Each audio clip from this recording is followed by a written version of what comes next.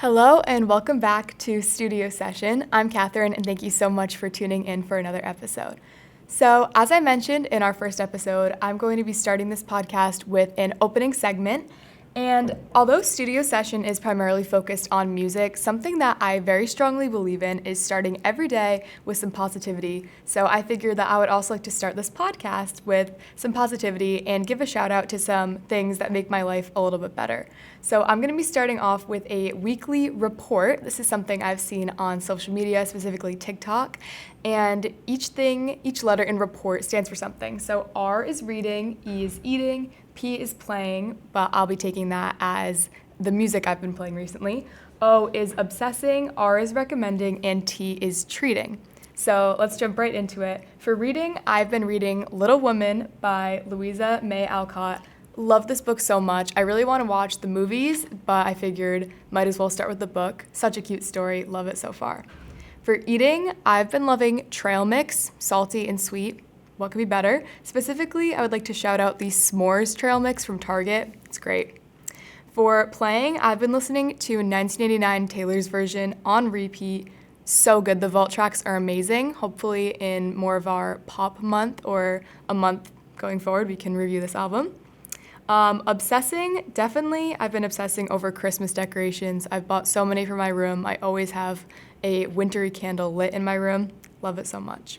For recommending, I would like to recommend making your bed every morning. This is something that, to be completely honest, I used to never really do, but I think it just starts your day off on the right note, makes you feel more put together and organized. And for treating, I wouldn't really say this has been treating myself, but it's just been doing something that makes me feel good, and that's splurging a little bit on Christmas gifts this year. So even though I'm not buying stuff for myself, it just brings me joy to buy something that I know others will love. So that is today's report, and let's get into the main segment. All right, I'm joined with Lucas today for our main segment, and today's album review is For Emma Forever Ago by Bon Iver. This album was released in 2007, and the genre is alternative / kind of indie and folk. All right, so we're going to start with our favorite song on the album. Mine should come as no surprise. I literally ranked this song as my favorite song of all time in the last podcast, and that is the song For Emma. This song to me is just perfection. I gave it a 10 out of 10, my only 10 out of 10 on this album. But like I said, no surprise. I'm a fan of the more kind of ballady, emotional songs, and I think this is definitely one of them. Even though it's rather short, I think that it tells such a story and is just such a raw and beautiful song that I absolutely adore. I give my top song of this album to R.E. Stack's. I just really like the vocals on the song. I mentioned this a lot in the Currents review last week. I just orally, from a hearing perspective, it's just awesome, and being the last track on the album, it's a great send-off. All right, for my second favorite song on the album, I gave it to the song that I probably would consider the most popular on the album. It's the one I probably heard first, the one I think most people are familiar with, and it is called Skinny Love. I gave this song an 8.5 out of 10. And even though it is one of the most popular, I can definitely see why people love it. Such an emotional song. It's just really heartbreaking. It's kind of about a love that just can't last. It is just gut-wrenching, and I think there's a reason why so many people love it, kind of relate to it, and they can kind of find an aspect of their life in the song in a bunch of different ways. I think there's a lot of interpretation that you can make from it. So I definitely think this song is one of the strongest. I gave my second favorite song nomination to your favorite, For Emma. I noted this. I'm not quite sure. I'd have to hear it right now. I said it. The opener reminded me lightly of Margaritaville. Rest in peace to, I think, Jimmy Buffett. I don't even know. But, yeah, everything you touched on is just a overall great song. I can't really think of a point in the song where I'm like, yeah, I got to skip this. So, yeah, good song, For Emma, number 2. Very interesting comparison to Margaritaville there. All right, so we did our top 2. Now we're going to go in with the song that just really wasn't a standout to us. For this one, I gave it to Team. Not really a surprise because this is an instrumental. So it's just kind of hard to rank. And honestly, towards the end, there was some whistling, which I low-key noted that was annoying. Yeah, was not really a fan of this one. Did not enjoy this song. Yeah, I had Team as my least favorite. Just, I didn't even have any notes on it. That's how, how uneventful the song was, which on a 9-track album, it's like 35 minutes, just having one of these songs. You got to have a filler song, I guess, thrown in there. So yeah, Team as my least favorite. I had it as a 5 out of 10. It's always really hard to rank those instrumental ones. You can't really rank the lyrics. It's just really hard. All right, so for the last superlative today, we have most underrated on the album. I gave this one to, I hope I'm pronouncing this right, Lump Sum. I ranked this song about an 8 out of 10. I loved the beat, and honestly, I couldn't comprehend a good chunk of it, but that's kind of what I liked about it. I noted that it was just more of a listening experience than a sing-along song, and I just really liked the song. Definitely worth a listen. I give my most underrated song to the opener, Flume. I gave it an 8 out of 10 because I love the background noises. I liked everything that was going on. As someone who's in music production, we learn a lot about the production of certain songs, like we did Redbone by Childish Gambino, and it's crazy seeing how much goes into it. So I'm just assuming that there's crazy detail that goes into this, and I just appreciate that. It reminded me almost of the ambient music that you see in Andre 3000's new album, New Blue Sun flute album. And yeah, it's like I said, I'm a sucker for those songs that just sound really good from a hearing perspective, regardless of vocals. So I'm giving my most underrated song nod to Flume. Flume is definitely a great one. It's a great opener and definitely sets kind of the tone for the whole album. All right, so for the overall album ranking, I gave this album a 6 out of 10, which I know is a little low, but despite having some of my favorite songs of all time, there were definitely some not so great ones, which did really drag my ranking down. I noted that this whole album as a whole, just makes me want to pack up and move to the middle of the woods. That's kind of the vibe I was getting from it. Some great songs, some not so great songs. Yeah, so I'd give it about a 6 out of 10. Not my all-time favorite album, but definitely not a bad one.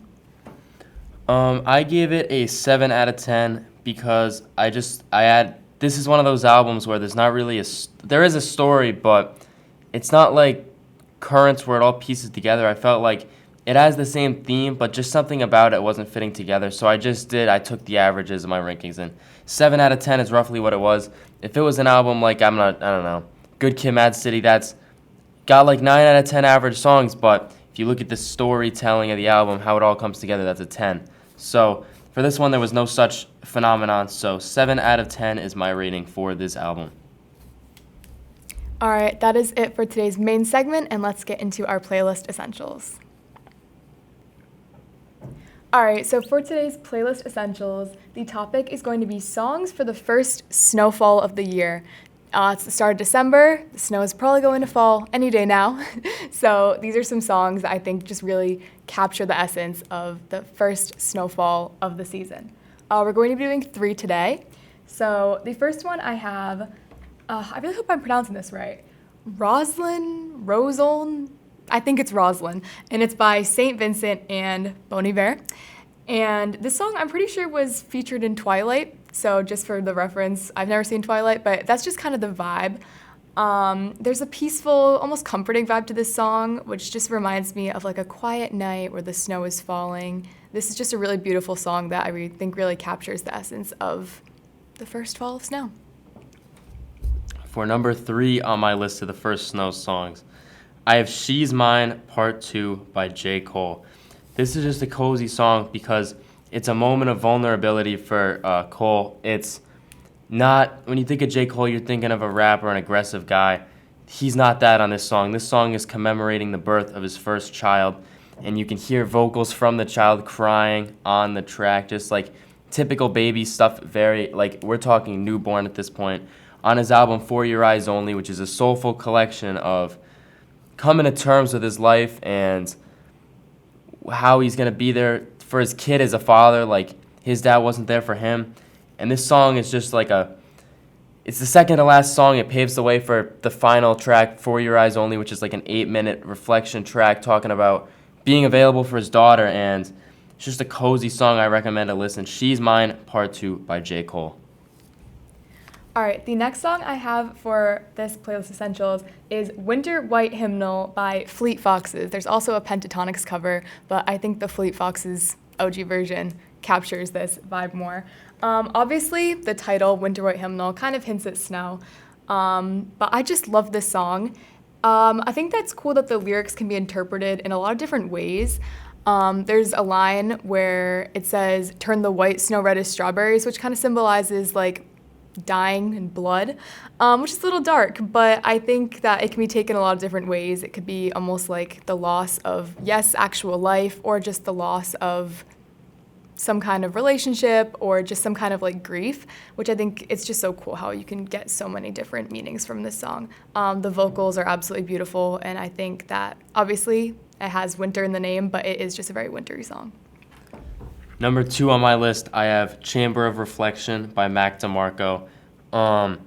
What a song, but I honestly can't say that much about it. You just got to listen to it yourself. For the first snow, it's echoing the lyrics, alone again, and it just symbolizes, I don't know what the right word would be, just uniformity and being just by yourself and, being in a chamber of reflection. So I think that's synonymous with the first snow. Let's say you're just chilling in your basement and you look outside, it's like 4 inches of snow on the ground, it's coming down heavy, you're like, okay, I'm going to put on Chamber of Reflection by Mac DeMarco. All right, and that brings me to my last song for this playlist essentials, which is Evermore by Taylor Swift featuring, you guessed it, Bon Iver. Bon Iver seems to be a very common theme for me in this episode. The way I interpret this song is that there are just some lines that really capture seasonal depression, which for me kind of comes on when it snows. I love snow, it's absolutely gorgeous, but it just kind of symbolizes like that the more bleak, darker days of winter are coming. This song is just kind of about pain, loss. It's really heartbreaking. And yeah, just some of the specific lines really spoke to me about when that snow first comes and you realize, it's winter, it's cold again, it's sad again. But yeah, I absolutely love this song. Shout out Bon Iver, shout out Taylor Swift. Hope to see you on December 16th at the Providence game. But I just got to turn away from Bon Iver for a second, even though, we're on the subject talking about, what did you say that the one was called, Evermore? Yes. Evermore. We all know Exile's the best one. Don't shoot me, I'm just the messenger. But the number one, I'm about to go full Stephen A on this one. My number one first snow song is Igor's Theme by Tyler, the Creator. No, there is lyrics, but it's just very, almost like a march to something. But the first song is just it's a simple synth pattern. And it's just like, and it leads you into the song of a great album about an identity crisis and an abusive relationship and getting out of that and then going back in at the end, making Igor's Theme the perfect loop to the start of the loop to the song, and the album as a whole, it all loops in, and this is the binding force of the album, I feel like, is Igor's Theme. Not the moments of reflection, not coming to terms with the fact that he's just a puppet or in this scheme, but the theme where it's just talking about running around town and just the synth usage and everything. And just to bring it all together, the first note, this is the song, especially if it's like night and I'm walking and it's snowing outside, just like that aesthetic moment, Igor's Theme is the song I would pick. All right, that wraps up this segment for Playlist Essentials. Definitely stay tuned because this segment, while we will be doing Playlist Essentials sometimes, but we'll also be switching it up with more games and challenges, maybe some even related to Taylor Swift, so definitely stay tuned.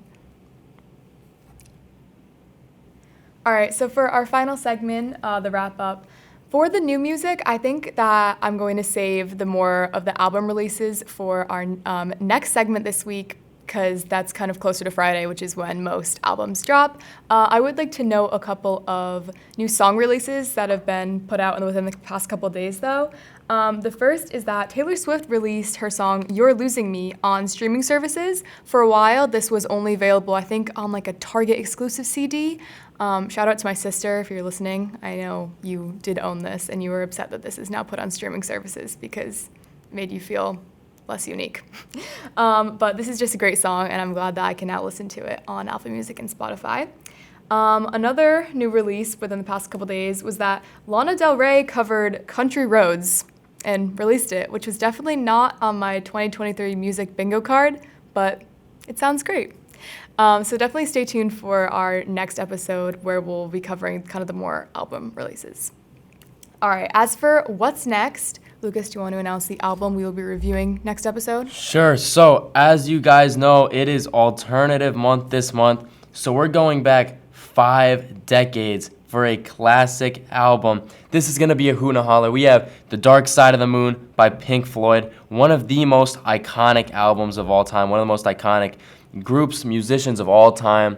We're doing it on Friday. You will hear it. It's going to be a good episode. I can already tell. There's some great songs on the album, and it may be the penultimate alternative album. It started a lot. It's a big influence, and you can hear the influence in people that we've just covered. So I'm very excited for this episode, and yeah, we'll be doing that on Friday. Definitely one of the most iconic albums of all time. We've all seen the cover. We've all know some of the songs, but I'm excited to kind of do a deep dive and listen to some of the songs that I haven't before. All right, that wraps up today's episode of Studio Session. Thank you so much for tuning in, and we'll see you next time. Bye.